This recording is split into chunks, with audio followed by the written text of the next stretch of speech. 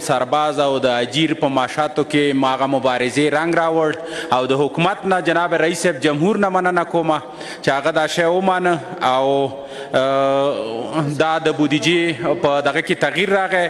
دویم قدم کې مې د ټولو وکیل صاحبانو نه خواسته ده چې افغانستان ډیر په بد وضعیت کې دی. ته یقین وکړه چې موږ ته همدغه معلم صاحبان زنګونه وایي، همدغه د ښار فقیر خلک زنګونه وایي چې دغه بودیجه پاس کوي او د ټولو نه مخواست دا ده چې دغه بودیجې ته شین کارت ورکي. جناب رئیس بله مسله د سولې ده.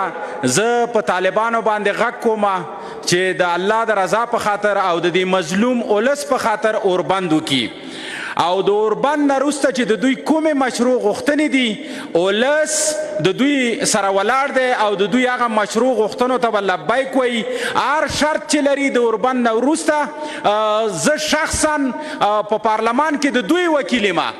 بله مسله جناب رئیس صاحب زما په هغه سیاسونو باندې غږ دی، په هغه جهادي مشرانو باندې مې غږ دی، د افغانستان په ټولو اولس باندې مې غږ دی چې د خدای په خاطر د هغه خبرو نه سره تیر شئ کوم یو چې موږ بیا د هغه ډاکټر نجیب تاریخ ته ورولي، ځکه دغه خبرې فایده هم نه کوي او د افغانستان اولس اوس راویښ شوی دی.